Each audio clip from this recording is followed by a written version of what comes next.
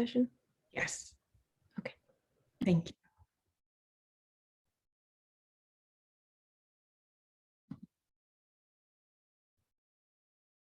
Thank you for joining us this morning for the S3A inaugural symposium. I'm Rebecca Strzelec. I'm a distinguished professor of visual arts from Penn State Altoona. I'm joined by my colleague, Sandra Petrulionis.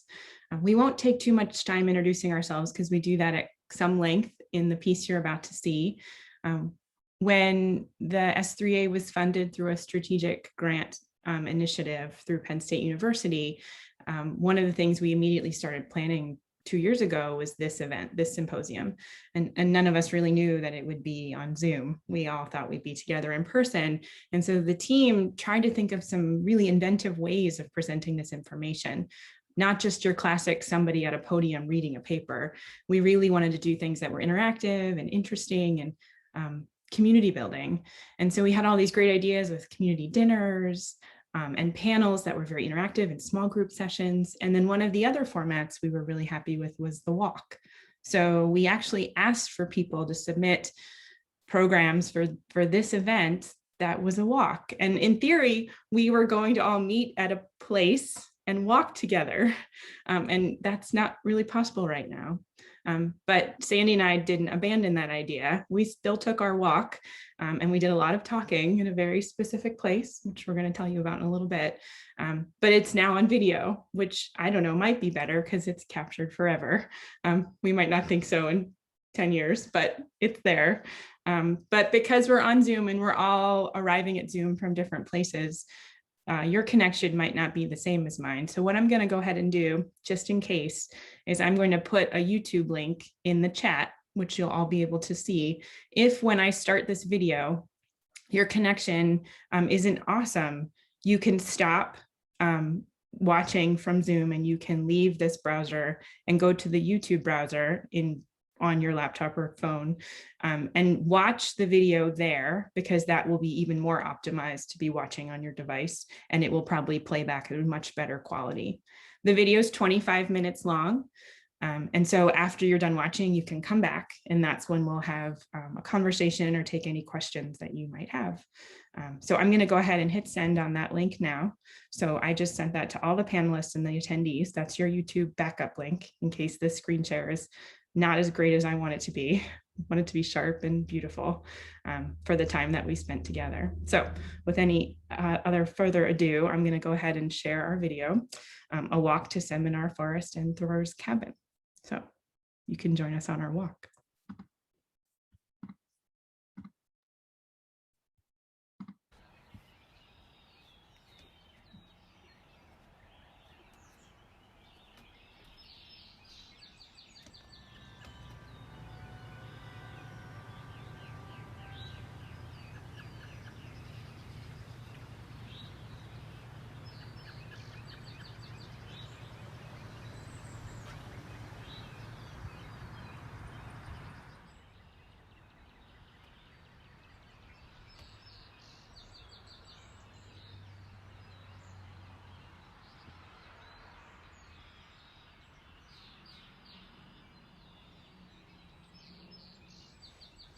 I'm Sandra Petrulionis. I've been at Penn State Altoona for 25 years. I came here in 1996. I'm a distinguished professor of English and American Studies, and my specialization is 19th century American literature and literary history, primarily Henry David Thoreau and the Transcendentalists, and especially Henry David Thoreau and other writers on the subject of reform, anti-slavery, abolitionism. And so that includes other Concord authors as well, Louisa May Alcott, Ralph Waldo Emerson, and little-known people who were very much anti-slavery activists in town. So I've been very interested in how Thoreau's environmental ethic and natural history writings have connected to his reputation and writings as a social activist and a reform figure who's certainly still important in our society today for the concept of civil disobedience. I'm Rebecca Strzelec, Distinguished Professor of Visual Arts at Penn State Altoona, where I've been teaching and working since 2002. I'm a visual artist who's mostly making wearable objects through technology, specifically 3D printing, 3D modeling, 3D scanning. I also co-direct the Center for Additive Manufacturing and Printing at Penn State Altoona. Thank you for coming here with me today on this very gray, threatening of rain April day. Perfect April day. Coolest month. It sure is. It does swing quite a bit. I think where I want to start our conversation is kind of where we started our friendship. Mm-hmm. I was lucky enough that you invited me to tag along on a field trip that you designed for your students in a very specific kind of class. Can you talk about that? Yes, it was. It was honors freshman composition, English 30, and it was spring of 2005. And the entire class was taught around a theme of Walden. And so as the students, again, an honors group of students, so it was a very small cohort, I think 15 students in the class.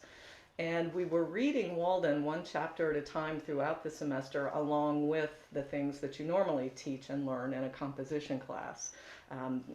Principles of good writing. At the same time, we were looking at Thoreau's rhetorical techniques and noticing what he was doing. Midway through the semester, I had the idea that I'd love a field trip to Walden and Concord, if that could be budgeted, which miraculously and wonderfully it was. And I can't remember if you heard about the trip from me or if it was hallway, because our offices are across the hall from one another. But I remember you approached me and said, how would you like to include an artistic component to your Thoreau field trip? Because Massachusetts Museum of Contemporary Art in Western Massachusetts could be on the way. Sort of. A different route. Yes. Yes. Add a few hours, Yeah. but it worked out well. It did.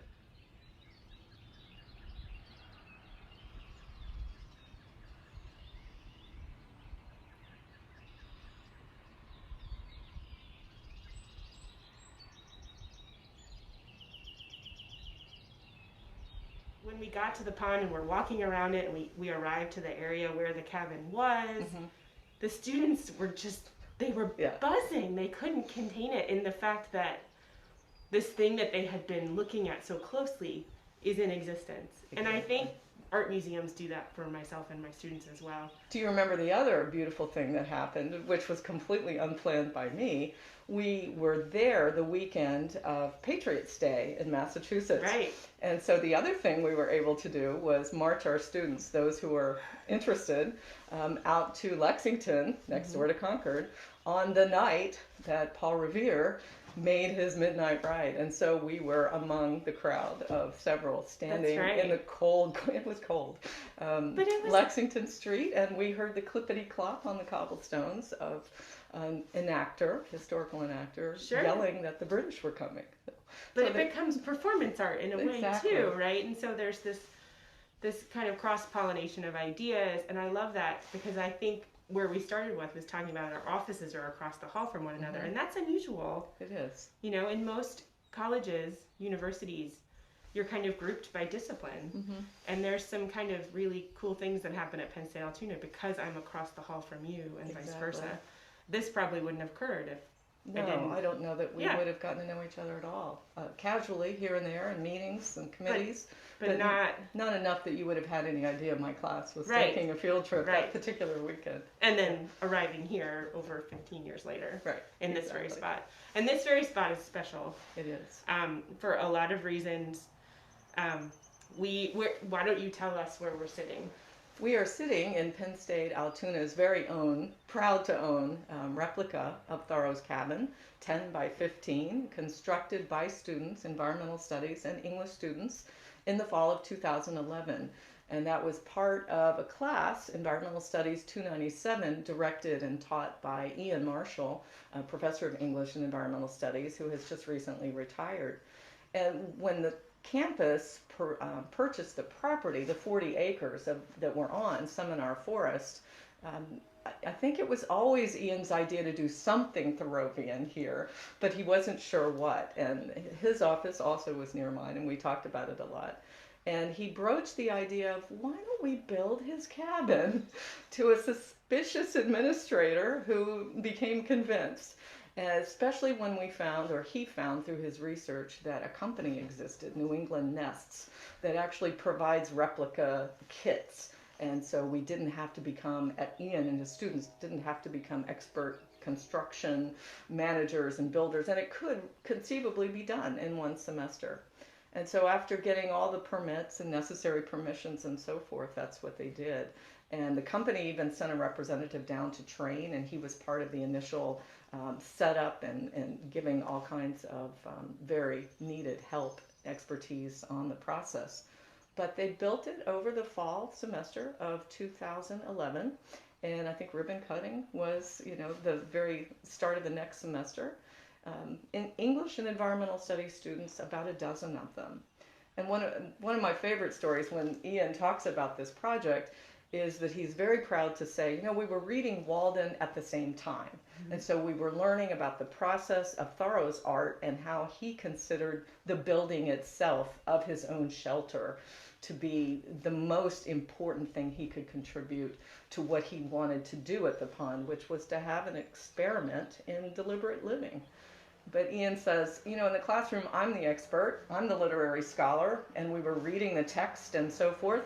And there were always a couple of students who were a little less engaged than others.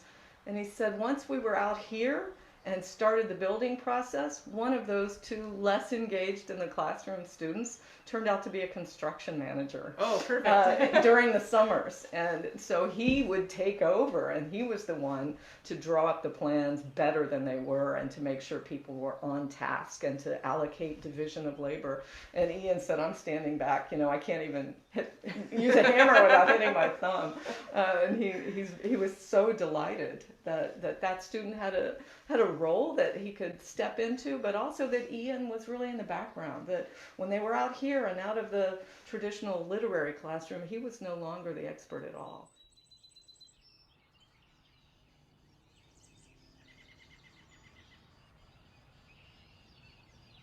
Can you talk a little bit about what shelter meant to Thoreau and why 10 by 15? Why what would be perceived as modest? Like, why not more? Why not bigger? Yeah, I'm thinking of the place in Walden that he describes having the tightly shingled cabin, 10 by 15, 8-foot posts.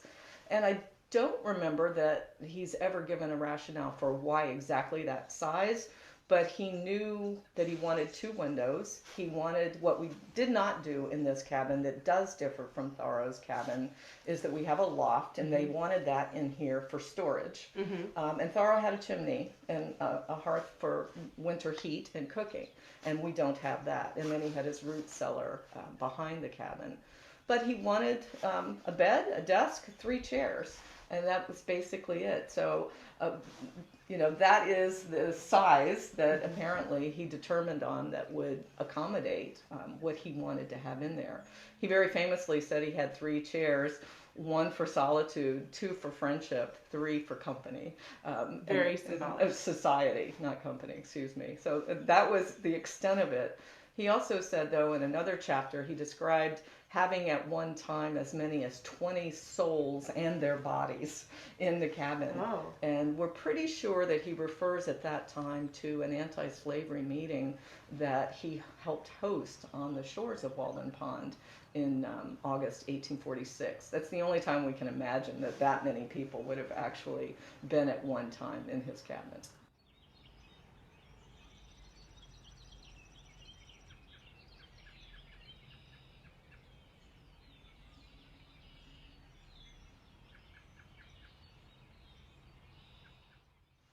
You sent me some information to review ahead of our conversation, and I was struck by the 3 chairs only because in teaching art appreciation and art making, I'm always looking for inroads for students to understand the art or to better perceive it.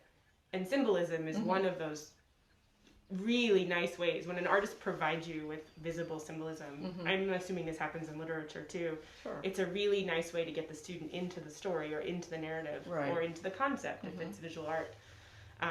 And it makes me think of a project I just finished, which reminds me of our trip and reminds me of you and the things I've learned from you and the things I've learned about Thoreau through you, which is this idea of only having what you need and this idea of living more simply and deliberately. And that makes me think of this resurgence of the visible mending movement, where people now, everyday people, instead of when your jeans rip, instead of getting rid of them, they're fixing them. But they're not fixing them to hide the rip. They're fixing them in an artful way to highlight what has been done to this pair of pants or a sweater, and using a different color or putting something decorative on top of that. And so this idea of visibly mending to show the world that I'm keeping this thing because it's of value and I don't need more.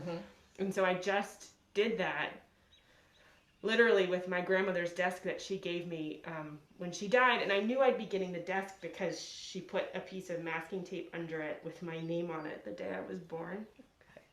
Because her things were very important to her, and of course of a different generation. And you bought a desk and you kept that desk forever. And the interesting thing about the desk is that it had already been mended. When I got it and I could see it closely in my own home, in my own space, someone, presumably my great uncle, had fixed it numerous times, but he was not a carpenter. And so the fixes are visible, but not in the same way I was speaking of. They're visible because his craftsmanship was not good. And so not that long ago, my children and I, my two small kids and I, were having a dance party in the living room, which we do a lot, just to get the wiggles out. And one of them lost control and fell over into the desk and chipped a piece off of a shelf that resides near the bottom. And it was, you know, you don't know how you harbor grief until it hits you again. It's not just a matter of time and it's gone. Something else reminds you of that and it all comes back. And so when that desk broke, I lost my grandmother all over again. And so this idea of repairing it in a way through my own artistic practice and making jewelry for that desk. So I made a brooch to visibly mend that cracked part of the desk. And when I was thinking about the three chairs and how, who cares what they look like? It was what they symbolize and who should be sitting on them and their function. And how sometimes he would be here alone with two empty chairs. And most of the time. And that brings me to our current political day in terms of our current president, President Biden, talking about the empty chair left by victims of COVID. So there's just this huge cyclical idea of what objects mean and the stories that they hold. And we're sitting in a structure built by students and faculty because of the written word. And that to me makes me grateful for just the confluence of events, but also just the awareness to see them. Exactly. And the historical dimension of Walden, like the artistic, is you can do the same thing. When you talk about the three chairs, students will inevitably ask, well, who would he consider friendship for the second chair? When did it become society? And you know, so who were his visitors those 2 years, 2 months and 2 days, and when, and how did he react toward them? And it leads them into all kinds of conversations about who he would have considered friend versus society, and who lived close enough in Walden to make that trek. For instance, Bronson Alcott, Louisa May Alcott's father, recorded in his own journal that he visited here every, I think, Sunday for an entire winter season in the second year. So we have those records documenting and confirming and adding to what Thoreau talked about. So all of the humanities and arts are, you know, coalescing in some really interesting ways in these chapters. The other thing that is so suggestive for our students about Walden is his notion of economy. And so that, again, comes back to shelter and the size of the cabin being small for a reason, big enough to provide the shelter and the heat and the coverage that he needed from, you know, the cold winter and the weather, but at the same time completely conforming to the overall philosophy of simplicity. And that, you know, he says early in Walden that I think this book is, the best audience for this book is poor students. And my students, of course, today still appreciate that. Because he's constantly pushing at the idea of what we consider the necessaries of life. And why do you think you need that car? Why does it need to be that car? Why do you need those clothes? He very famously, I mean, you can boil his entire notion of cost down to one of my favorite phrases, and I'm going to read it because I don't want to get it wrong. And he says, the cost of a thing is the amount of what I will call life, which is required to be exchanged for it. Now that's not revolutionary. That's not something that any of the economists of the day or since have said, oh, wow, Thoreau was a great economist. And yet the entire first third, one chapter of this famous book is called Economy, because that's what he was at pains to get us to understand, is what he meant by simplicity, and still suggesting that to students who grow up with this same expectations we always have, that your parents, your institutions, your authorities, whoever provides your guidance, is handing you the manual of life. Yeah. And it's very seldom, I think for most of us, or for our students, that someone looks at you, especially an adult whom you might admire and respect, and says, you figure it out. Just because I've done it this way, or the church or the school or the teacher or your parents say to do it this way, doesn't mean it's your way. And especially that's what Thoreau's getting at. He's never saying you should go build a cabin and live in the woods. No. His, to be frank, white privilege Yes. allowed him to build this cabin with friends on property owned by Ralph Waldo Emerson and to squat there Yes. for over 2 years. He paid Waldo Emerson back by being the handyman in his home in countless months and years when Waldo wasn't there. But all the same, the opportunity to do what he did was not a common one, with a Harvard education behind it. Sure. And our students get that, and they really start understanding the notion of trade-offs, that if I didn't buy this, or if I was willing to accept a standard of living this way, then what would I be giving up? What is the amount of my time, the amount of my life that I'm giving in order to have that? And do I need that? Is it worth it? It's a Yeah. constant kind of judgment of the worth Exactly. of something. Definitely he would think that our modern society does not allow the time that he was insisting he needed to be able to do what he called live. And he lived here for 2 years, 2 months, and 2 days. Correct. Why that exact amount of time? Well, to quote him, he had more lives to live. The practical reason was that I mentioned Ralph Waldo Emerson, a close friend, and Ralph Waldo Emerson was heading off to Europe for a second lecture tour, and because Thoreau was a close family friend and had filled the role before of living in his home and sort of being a stand-in father and handyman around the place when Ralph Waldo Emerson was gone, he had been invited to do it again. And again, he had lived there the amount of time that it took to prove to himself that this experiment in living, this experiment in deliberative, considered, mindful, being alone, solitude could happen. He also undertook a book writing project when he went to Walden. That was a big motivator because his brother had died and tragically by tetanus just a few years earlier. And he wanted to devote the time of being alone to write a book memorializing him by writing about a river trip that they had taken, a 2-week river trip up the Concord and Merrimack rivers. And so the book was largely drafted by the end of that, 2 years as So well. there was a project. So there was a project. It was his own residency. He set up his own writer's residency. Good point. Yeah, Yes. that's a good way to look at it. And had copious notes and journal entries and the beginnings of a draft for what became Walden. Yes. It went through, I believe, 8 drafts and was not published then until 1854. He left the pond in 1847. Okay. Thoreau was not a creative artist, other than a literary artist, certainly, but not a visual artist. But he certainly was an environmental ethicist, and really considered the father of environmentalism, what became the modern environmentalist movement. That was always coupled with social activism, in his case particularly the anti-slavery movement. I mean, obviously his famous essay, Civil Disobedience, arose to defend a night in jail for not paying his tax that was completely philosophically opposed to the spread of slavery as a result of the Mexican War.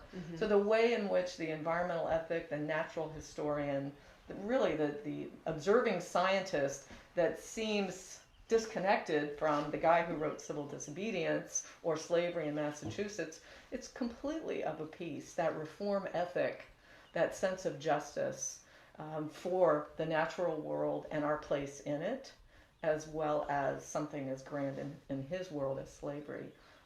I think it's important to put those bifurcated notions of who Henry Thoreau was back together, and scholars have been taking a lot of pains to do that. More recently? Yeah, I would say over the last 10, 15, 20 years, it's really been an important project for a lot of the whole field of eco-criticism, which Ian Marshall at our campus was a great scholar of. That's one of the things they've been looking at Thoreau for, not just calling him the father of nature writing, but the pioneer nature writer perhaps, but look at this social justice, marching not on the front lines, but catching up and getting there once he saw what was at stake. Thank you. Sure. Thank you for this. As you know, I can go down rabbit holes and talk about this No, forever. But it's nice to look at it through different lenses. The lenses of it happening. I mean, for a moment I forgot where I was. We could have been anywhere talking. Sure. But at the same time, like, this is rooted at Penn State Altoona, which is, we're lucky for that. We are.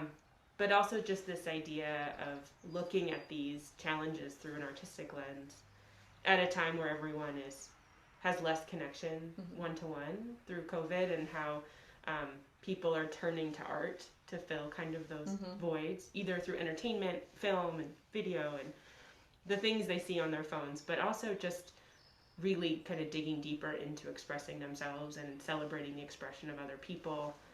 And I think there is this resurgence of looking to the artists as a mirror to society to see how best to talk about some of these things in a way that is digestible to the public.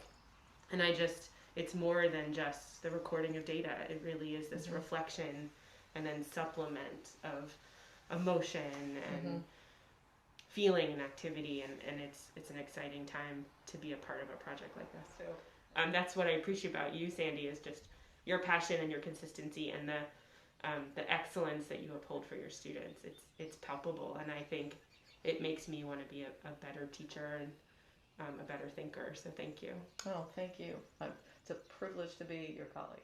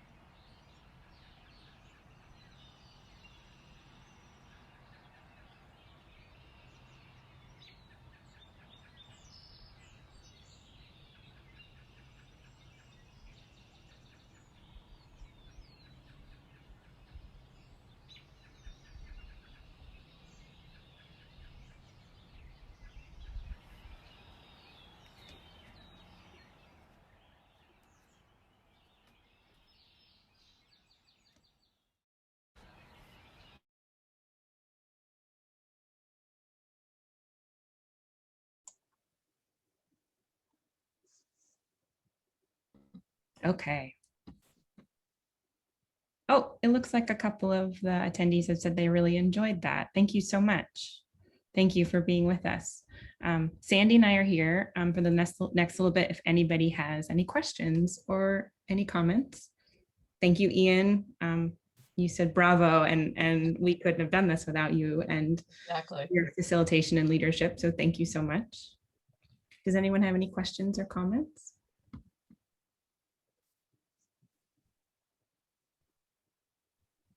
Not seeing any hands raised. Sandy, is there anything you'd like to add? Well, I'm thrilled, Ian, that you're with us, and I'm kind of wondering if I missed any of the most important aspects of building the cabin, if I stated anything incorrectly, of course, but was there anything really essential to the project that you like to talk about when you're giving a talk on the cabin and the semester of the students building it? Oh, well, Want to chime in? Can you hear me? Yes. Yeah. Mhm. So that was wonderful, first of all. So thank you very much. That was a really cool conversation. And I guess a couple stories I'd add is that there are a couple of flaws in the building. Like Mhm. at one point, we were using these hand drills to drill the holes for the wooden dowels that hold the um, the wood, the piece of wood together. And at one point, someone was up in the loft drilling a hole in a big beam, and went right through the beam and right through the loft. And then so, but the students were fantastic, because when we would see these flaws, they said, well, if we wanted it done perfectly, we would have hired professionals. So every flaw is a mark that, hey, we did it. We weren't experts. We weren't pros.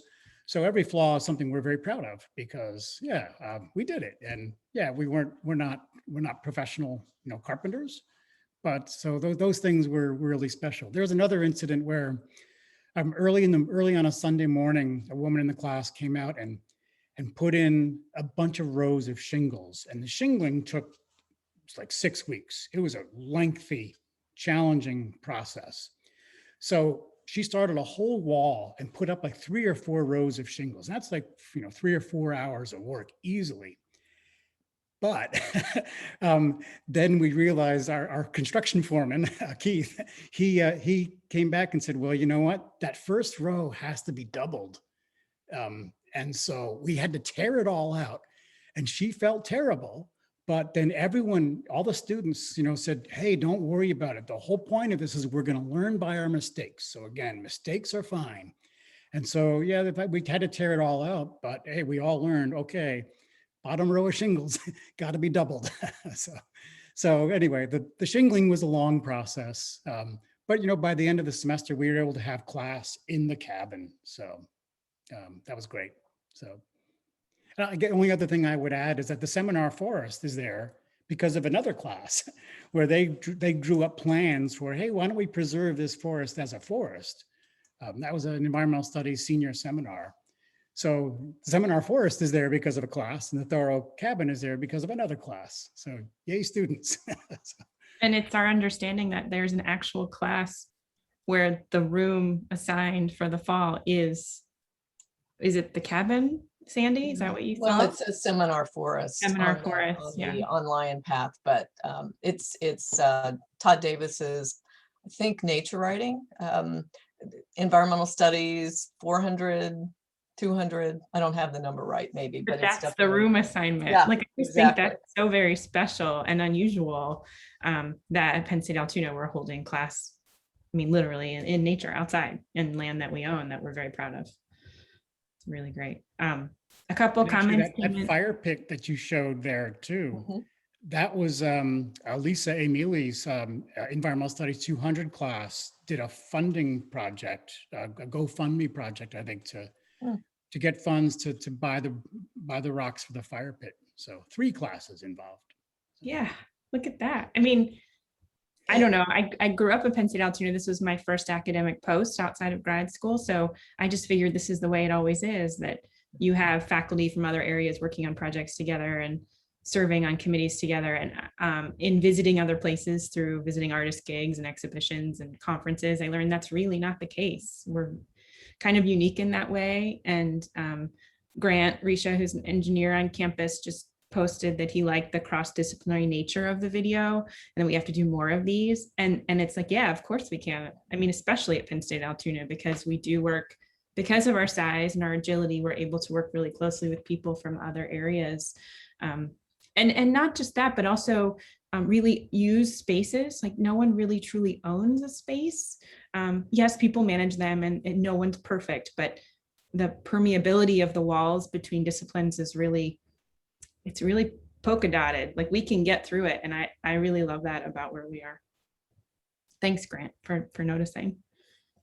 The notion of it as a working forest, Ian, you talked about the 2 classes, and apparently there's an environmental studies or a biology class, forestry class, making use of it now, because when Rebecca and I showed up for the walk 2 weeks ago, much to my dismay, there were two huge brush piles blocking the cabin itself. And so I was really concerned that the filming of the cabin wouldn't be, certainly wouldn't look the way that it normally does, wouldn't be presented as nicely. And I had been there just the day before with Rebecca and a student, and those brush piles weren't there. And so what we found out talking to Dr. Mahan is that these were two huge piles just created that Thursday evening after we've been there, Thursday afternoon, by students who are clearing it of invasive species.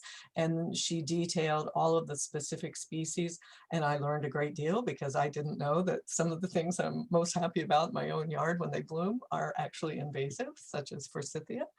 But then she listed for us what the students are going to be planting to replace them.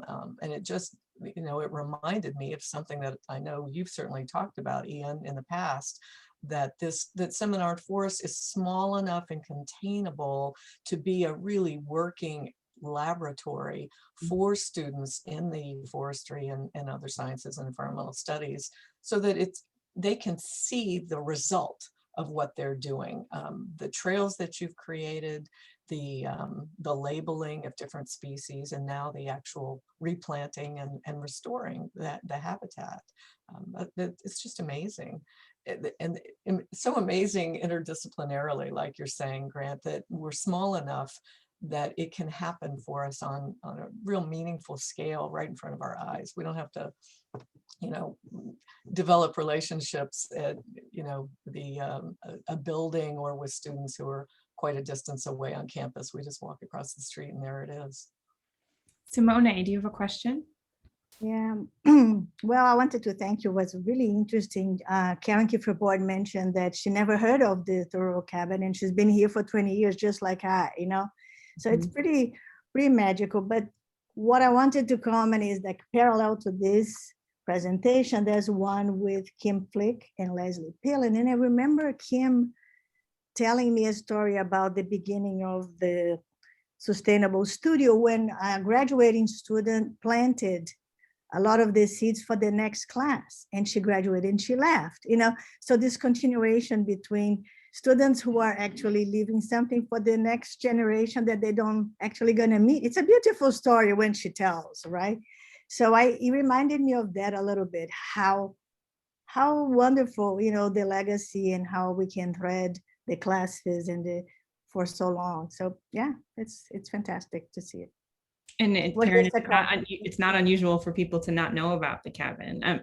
We have faculty on campus, our very own campus. We're 5 minutes away from it, quick walk. And, everyone gets really, they get immersed in their everyday stuff, their lives, their day-to-day, and they sometimes forget to pick their heads up. And the hope for this video, and maybe this is another reason, Sandy, I'm glad it's a video and it lasts, is that it can be used now. It can be used to remind people that we're there, and admissions or development can remind the community to come use this space, right? Because it's a living laboratory in so many ways, and it will change every day. I mean, we did a quick rehearsal, like we did a quick walk to get some footage, and then came back and had that conversation. And it's April, as Sandy said in the video, and the first day it was gray as gray can be, and then switched to sun, and then pockets of rain all within. I mean, it's so dramatic of the changes. And so to visit it a few times a year could be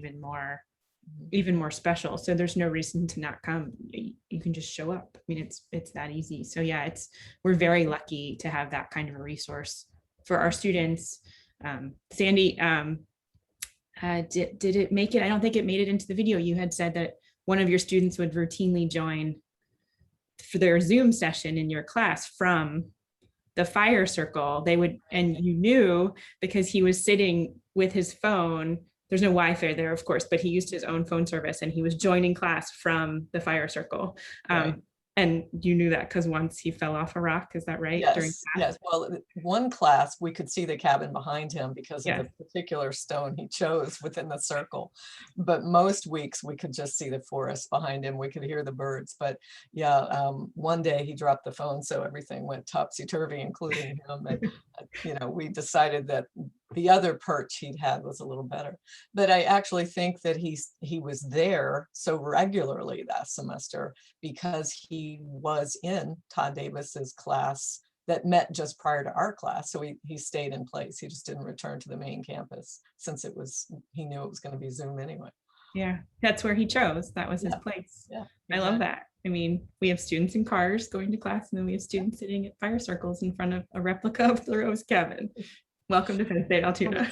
Perfect social distancing, that's for sure. Yeah. And now I want to take your class, Sandy. Yeah. Well, every time we read Henry Thoreau, we meet over there, if the weather permits at all, regardless of what class it is. But again, as Rebecca said, that it's actually an entire class now being taught by one of my colleagues where that will be the meeting place. And depending on the size, I mean, our 400 level English classes and probably in the environmental studies seminars too, tend to be somewhere in the 10 to 15 student range. And the cabin can comfortably house, in a non-socially distanced environment, it can comfortably house and even seat, I would say, 15, 20 students, Ian, would you say? I mean, that's close. I mean, you're definitely, again, not 6 feet apart, but we've had that many in there for a class and for guest readings, and it's been perfectly fine. Ian says 12. 12 is a good comfy number. We've had more though. Depends how much you Not like so the number. comfortable. But probably not 20 souls. It probably wouldn't. No, Yeah. not 20 souls, especially with the huge skirts that those women would have been wearing in, Oh my, in 46. No. in August. Yeah. Are there any other questions or comments? This has been lovely. I really appreciate you all joining, and it was fun watching it again. Once you edit something like that, you're like, oh, is it working? Is it coming through? Does it make sense? And it seems like it does. And so that's really comforting. Not seeing anybody else, unless Sandy has anything else to add. No, I don't think so. Good. Thank you so much for this, Sandy. I really appreciate your time and effort. Thank And you your- for asking me. And Ian, thank you for making it possible to have this project be the focus of the video. Without the cabin, it couldn't have occurred. You're very welcome. All right, everyone, please enjoy the rest of the symposium. There's so much more to see and enjoy both today and tomorrow. The schedule can be found on our website, and enjoy the rest of your day. Thank you, Rebecca.